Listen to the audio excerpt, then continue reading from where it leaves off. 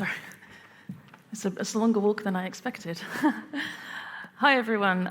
So my name is Kathy, and I was going to open my talk today by making what I thought was going to be a really bold statement, which is democracy is dead, and we're moving towards a post-democracy era. And Pew Research beat me to the punch, because yesterday they released some research, they released a poll which said that 70% of Americans think that democracy is collapsing. And far more scary, only 7% of those polled thought that was a problem. So I don't know what kind of era we're moving into, but I thought I was going to be able to make very bold statements. So it's great to be here. The previous discussions are absolutely fantastic, so I'm even more excited to be here. But as an academic, I thought I'd do something a little bit different and a little bit unusual for the crypto community. I'm going to talk about some ancient prehistory, because it really helps us to think about where we've come from and where we're going to.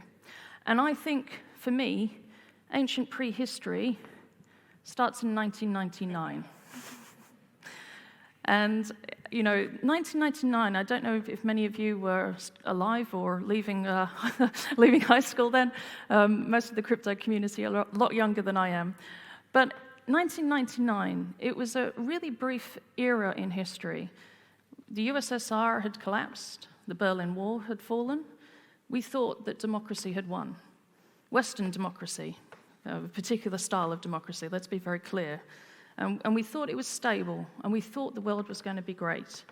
And I have some evidence of this. The most, anarchic band, Nirvana, their most famous song is about deodorant. When your bands are singing about deodorant, you know it's a pretty safe period of history. And I was in Australia at the time. You can probably hear that I'm an Australian. And one of our ministers said, the greatest threat to humanity is the flannel shirt. I mean, this is the kind of era we were in. And the other thing is, climate change. We still thought we had a chance to actually roll this back. And in Australia, we'd had the hole over the ozone layer and successfully had treaties globally that reduced that back to zero. And in all of this, that's me before I had grey hair, I was getting really deeply involved in protocols. And that's actually a photo of me as technical support in the North Pole. I was technical support for climate change research, and in particular, those people who were drilling the ice and seeing how the big impact that climate change has had. So protocols, climate change, and all of these kind of things have been a big part of my life and a real driver. The trip to the North Pole has made me focus solely really on digital and sustainability for the rest of my career. So I was working with protocols galore. For those of you who don't know the 5G networks, this is what it looks like. These are all the protocols that are flying around your phones at the moment. Every single one of these protocols, however, sits behind the boundary of a firm. So a corporation is running these protocols and designing them. And so I worked on designing 3G, 4G, 5G, and also Bluetooth. I was originally helping to develop the original protocols for Bluetooth. So if anyone has ever had difficulty connecting their Bluetooth devices, that's me, my apologies. I get frustrated at myself sometimes when they don't connect. So my point today for today's talk is that the rules of engagement, the rules of democracy, the rules of how we interact in an environmental, social, and economic pattern were stable. They were extremely stable all the way through until they weren't. And for me, my research shows that that point was 2004.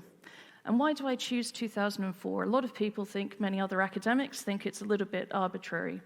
But for me, this is the point where we start to see the broad-scale democratization of computational capacity. And what do I mean by that? So on the previous slide, all of those protocols were built by companies, owned by companies, patented, completely patented, all over the place. What we have now is the democratization of compute.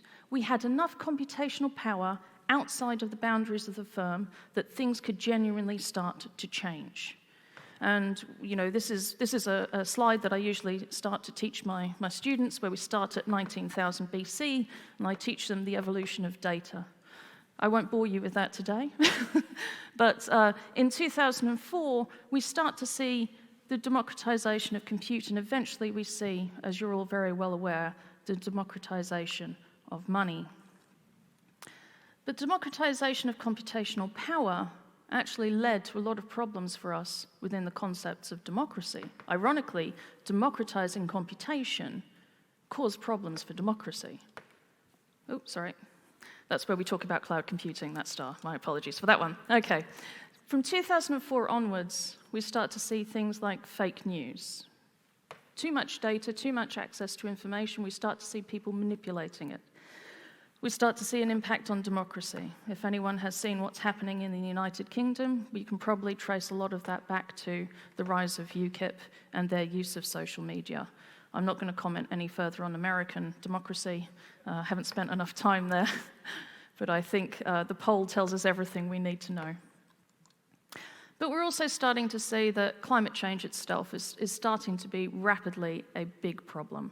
We have a problem of the commons, which is why I was so excited to hear of funding the commons. We need a way to not just create global public good, we need a way to overcome global public bad. There is global public bad as the corollary to global public goods. And I think this is a really exciting time. So from 2004 onwards, we start to see this explosion of different types of problems that emerge from digital technologies. And if anyone would like to, there's a fantastic book called The Imagineers of War, which talks about the origins of the DARPA project. And actually, it was a social science experiment originally, the internet. Incredibly interesting history to read. So in 2008, we see the rise of blockchain. So this is a diagram that was a network graph where we were monitoring the Bitcoin transactions, one of our master's students at Imperial, and they inadvertently caught the first 51% attack on the network. They caught that by accident. We thought it was going to be very boring, but this is the first network attack, 51% attack. And it ushers in a new era of decentralization, peer-to-peer connectivity, and hopefully a new form of democratic engagement where people can coordinate with one another on a peer-to-peer basis. Or at least that's the story we're telling ourselves. And my question today, is it? Is it really? Every chance I get to talk at a crypto community, I raise this point because I really want us to understand this. When we're talking about decentralization on a cryptocurrency at the moment, we're talking about it on the application layer. We forget there's a whole thing called the internet underneath. And I don't know, quick raise of hands, who knows what an autonomous system is? A couple of people, okay? Our internet is actually formed of these orange dots represent autonomous systems. And they're basically, you can think of them like post office addresses or post office boxes. Each one of these is responsible for monitoring and controlling a huge number of IP addresses. And in order to communicate across the internet, you have to connect across all of these different ASNs, and they do the routing for you according to something called the Border Gateway Protocol. The point is, this is horrendously centralized. It's horrifically centralized. And we're not talking about mining here, because again, that's still up at the application layer. We're talking about the actual internet itself that the decentralized networks are running on. 80% of Bitcoin transactions traverse one of 10 networks in the world. Ethereum is worse. 90% of Ethereum transactions are traversing 10 networks. And there was some fantastic work done by ETH in Switzerland who proved that actually this level of centralization is a fundamental problem for the entire concept of decentralization. And the reason for that is you can de-anonymize these transactions incredibly quickly. You can de-anonymize them very quickly if you understand the internet. And that is a really foundational problem from my perspective, at least. But the interesting thing is, of course, that without all of this computational capacity suddenly being freed, we would never have had blockchain or Bitcoin in the first place. And so how do we think about creating true decentralization? What do we need to do? For me, resilient democracies need resilient protocols. And by that, I mean we need to create a decentralized form of the autonomous system. This is a bold research claim, guys, so feel free to disagree with me afterwards. I said I was going to be bold. Democracy is dead, and we need to overthrow the autonomous systems. And we also, however, these are incredibly expensive to build. An autonomous system is expensive. If we want to create a decentralized autonomous system that enables people to run traffic in a truly anonymous, decentralized fashion, we need to find a way to fund that. So we need a mechanism to fund the creation of autonomous systems. And so, funnily enough, we've been working on something along those lines. So I'm going to talk a little bit about some of our ideas. Again, they're research. We'd love feedback, so please don't even hesitate to give me some feedback or challenge my ideas. So when we talk about resilient democracies, we also need resilient infrastructure. So if 7% of the people don't think that democracy being dead is a problem, where does that leave us? Effectively, we have a lack of trust in our governments, and we need to work out a way to self-govern a lot of the things that the governments are already doing. And for me, being an engineer as a background, what I think a government does, everyone else may have a different idea, is provide some fundamental infrastructure to the community, to the world. And governments, currently face a shortfall in available funds for infrastructure, water, energy, transport, the internet. Currently, they're doing this through public-private partnership models, and basically it's a mixture of equity and debt. And many of these go on massive, massive 10-year life cycles. The debt life cycle around civil infrastructure is massive. And the debt is repaid to banks, basically. So again, there's a level of centralization there. And generally, the cash flow that is generated on that infrastructure goes straight back to paying off the interest in the bank. The other one that we've been thinking quite a lot about is World Bank. And I often say that I want to overthrow the World Bank. My collaborators have asked me to stop saying that because it, it tends to have a bit of a strange reaction from a lot of people. But let's think about the world debt, or the World Bank, shall we say, the world debtor. From my perspective, and from many other people's perspective as well, the European Network Debt and Development Fund found 563 conditions in 53 development policy operations, or 9.6 conditions per operation on average. So what does that mean? Effectively, in order to take a loan from the World Bank, they're putting quite a lot of conditions on countries. They're forcing them to change how their economic structure works. They're forcing them to accept a certain type of macroeconomic policy that quite often, from an economist's perspective, those countries are not necessarily ready to embrace and take on board. So they can undermine borrower country ownership, restrict the policy. They can force the policies that we have in the West on different nations. And all too often they have pretty harmful impacts on livelihoods of people, and normally the most vulnerable people in the world. So we've been thinking about, well, what if we used all of our knowledge and skills to rethink how we deliver debt, or how we use money, basically, across the world? And what if we challenge the notion of what is money altogether? And cryptocurrency is fantastic because it actually enables us to do exactly that. But more importantly, what if nations were able to decide their own monetary policy using these type of technologies as well, and to reduce the burden of all of these conditions being put on them, and in order to get just the basic services that we take for granted. I mean, how many of you would, if your mortgage lender said, okay, I'm going to set 9.6 conditions on how you run your household in order to give you a mortgage, would accept that? I know I wouldn't, but this is effectively what the World Bank is doing.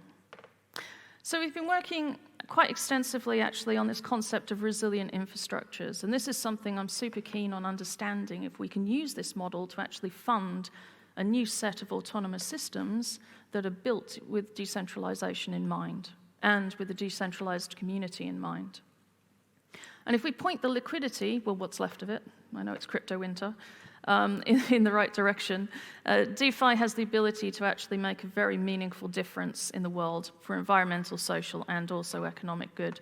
So this is a little bit difficult to see, and probably not a slide many crypto people have actually seen before. This is an infrastructure life cycle, where you move through upgrade, propose, select, finance, tender, contract, deploy, operate, maintain, and decommission. And this is the model that's used for large-scale infrastructure. So rolling out the internet uses this model. When we're talking about rolling out the large ocean cables, for example, that link the world.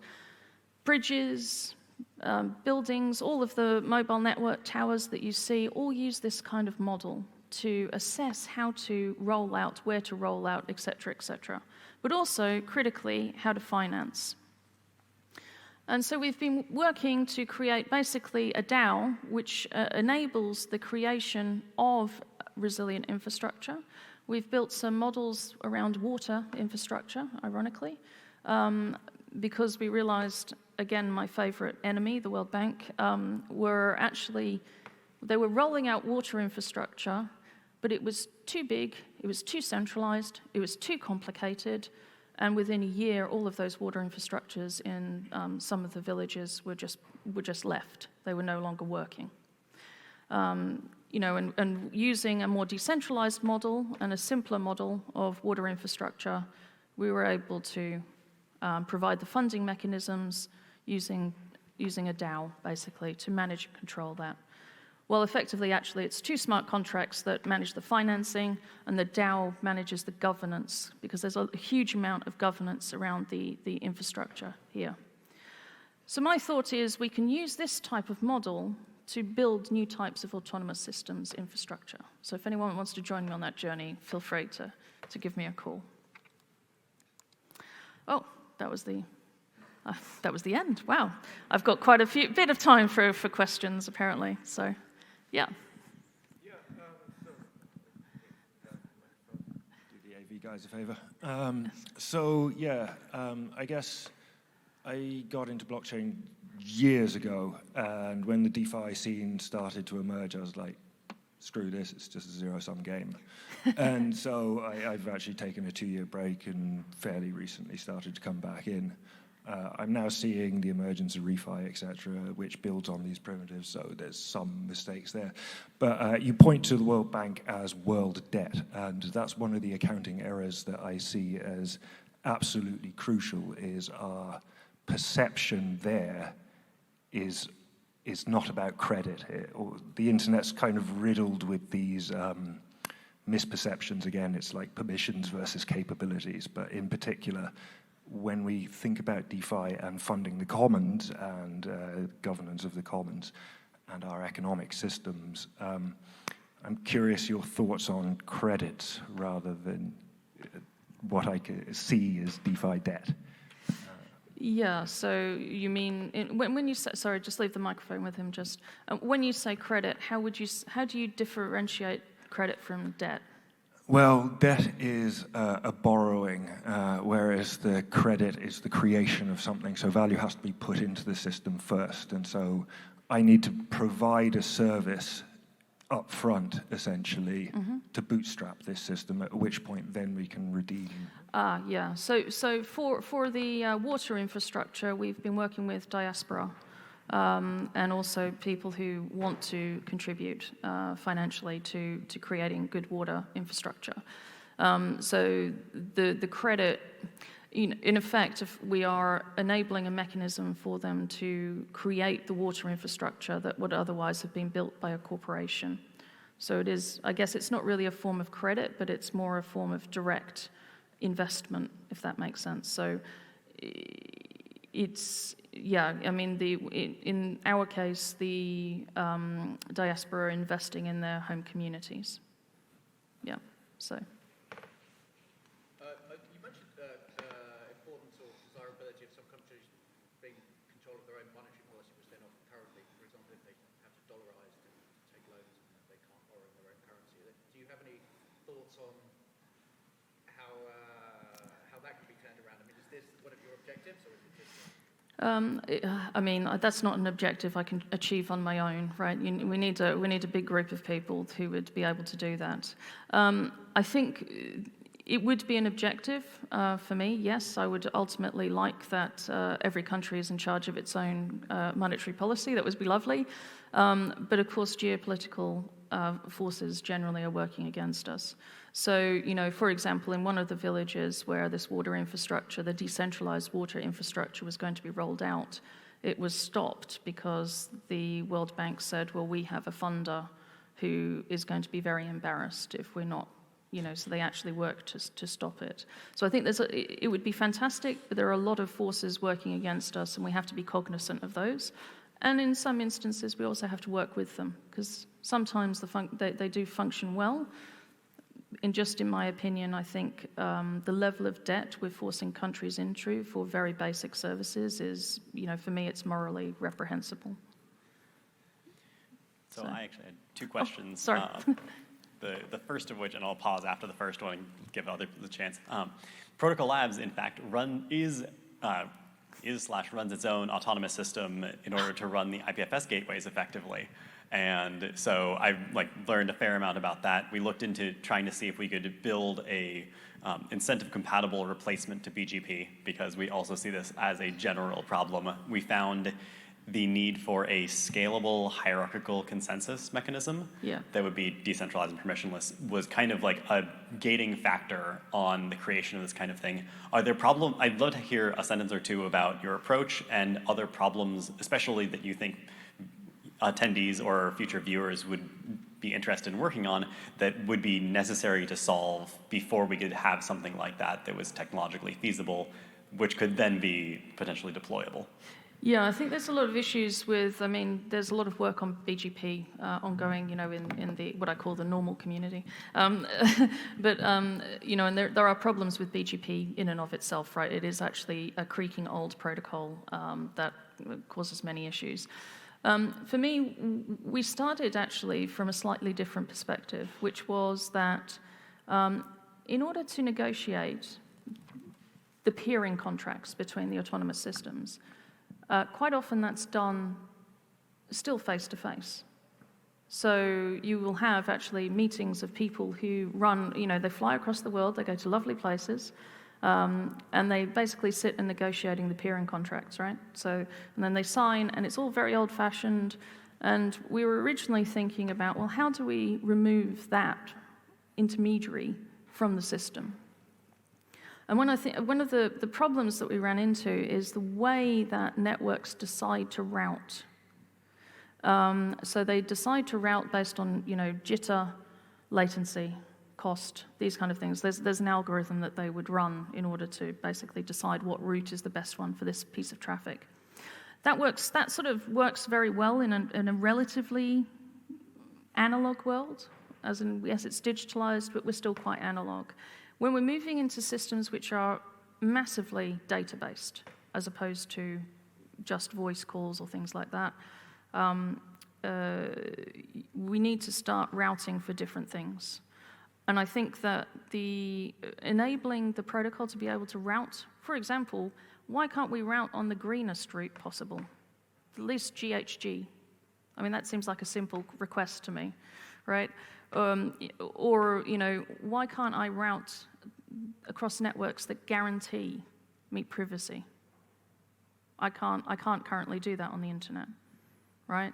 You will be routed according to whatever the peering on those 10, well, it's more than 10 networks, but the 10 major networks decide and have decided on your behalf. So I think understanding how to change the way the protocol routes would be fantastic. And I'd love to dig into the autonomous system of Filecoin at some point. That would be, that's the geek in me. Sorry? Okay. Okay, all right. So it would be, yeah.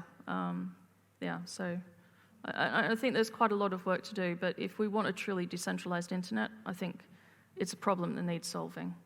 It might be a bit too big for this room, but I just want to put the challenge out there. Any other questions? Does anyone disagree with me? Feel free to disagree.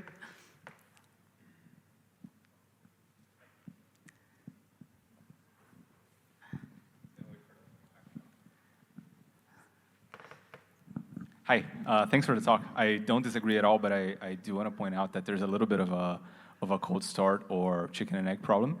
And I kind of think of this, going back to the world debt question. So I come from Brazil, and there was a big thing in Brazil about 20 years ago when our president then, which is our likely president, our likely next president, got famous for paying off the debt, the country's debt with the IMF, right? Which was, at least a lot of people were really excited about at the time, but they took internal debt to pay that off, right? And so the consequence of that was that the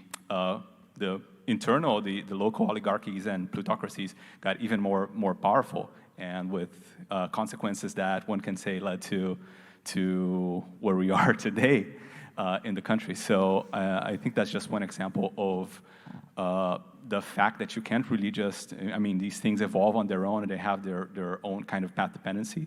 And so it's actually very hard to design technical solutions and be sure that they're going to lead to the right social and economic outcomes, right? Yeah, I completely agree with you. It takes a huge amount of effort and actually quite a lot of research, right? So that's why we started small on, something like water infrastructure, because that's not a national economy, and exactly for that reason. But at the same time, I think our understanding, our knowledge of money is about 5,000 years old, right? This idea that money is debt and money is something that really, it was invented basically for kings to raise wars, right? Which Brazil also knows about. Portugal was one of those countries.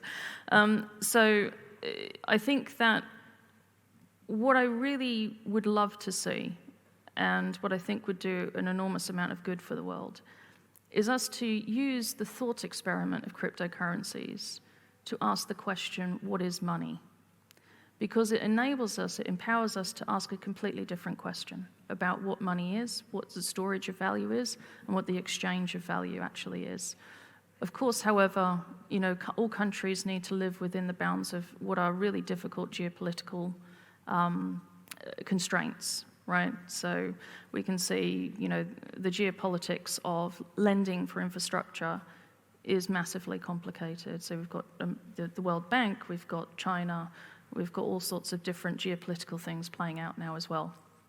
But I think that we should take the time to have that thought experiment, but it requires depth. It's not like you should say tomorrow we're going to forget the World Bank, we're going to renege on all of our debts and just use a DAO. But I think there are ways also for the crypto community to think about something slightly different, which is, how do we do something other than digital assets? How do we do something that genuinely has an impact on the real world? And those are the sort of things that I think we can think about as a community. But you are right.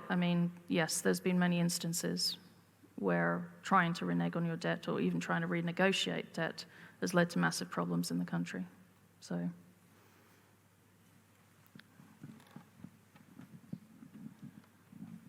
I just have one more comment question on something you said. The survey, in fact, where sort of, 70% of people, only 7% thought it was a problem that democracy was collapsing. My understanding is that this problem happens every so often. In fact, it's been anticipated by constitutional lawyers, and this is why, in fact, we don't have popular sovereignty where you can vote for anything. We have typically constitutional democracies, so you can vote for anything within a set of constraints, and those constraints are typically very difficult to change. In some countries you can't change them at all. There's no legal mechanism, such as some things in Germany and India, and in other countries typically require something like a supermajority. So this is why it's slightly concerning that in crypto they say, the proof of stake protocols, it's basically that those people are, token holders are in control, they can vote for anything. That's not a constitutional democracy. There are no constraints. If a majority decides to do something, they can do it, almost by definition. This simply doesn't work, and it's been known for hundreds of years, in fact. Some of the smartest people worked on constitutional theory. DAOs also potentially suffer from this issue. This is for the precise reason. I think in many democracies, the Constitution says, for example, you can't vote, even a majority cannot vote to eliminate democracy. And in fact, if you're a democracy maximalist, you don't have pure democracy. In fact, at minimum, you have a constitution that says you can't vote to eliminate democracy, because otherwise you would not be a fully, you would be as maximalist of a democracy as if you didn't have that. So it's quite counterintuitive, but yet it's very well known, man. It doesn't seem to be integrated. Yeah, I would counter that with that I think we're actually in an era where we're shifting. If we look at the United Kingdom, which is a bit of a mess, but it's a unique mess, and it's in a unique mess for the first time in the entire of its history. Nobody has voted for the last 3 prime ministers. So, I think the problem is that we're suffering from another issue, which is that none of the smart people go into politics anymore. Only the politicians now go into politics, right? So our smart people are now in the Dows. I think there is something to be said about rethinking. I don't think don't get me wrong when I say democracy is dead. I don't think we should end democracy. What I mean is we need to give it a rebirth in the digital era, in the same way that we need to give our companies a rebirth, because corporations came with the foundation of the industrial economy. They are 250 years out of date. And I think anyone who's tried to work in a corporation over the last 10 years probably has the same reaction I do, which is this is really antiquated and it's really out of date. So I think, yes, we can't vote to overthrow democracy, but what I think is increasingly humanity and the average everyday citizen needs to learn how to self-govern some issues. And I'll finish the point on, for example, Lisbon. Beautiful city. I've been here for the last year and a half. The average salary is 868 euros a month. If you are paying a rent in the middle of Lisbon and trying to live, you are at a net loss of 1,150 euros a month. Something's got to give here in the sense that self-governing, access to food, access to certain types of infrastructure that are otherwise very centralized and very expensive. I think I can talk about this for hours, so I believe we're over time, right? So I'm happy to have a quick chat afterwards as well. Yeah. I think we're out of time. Thank you.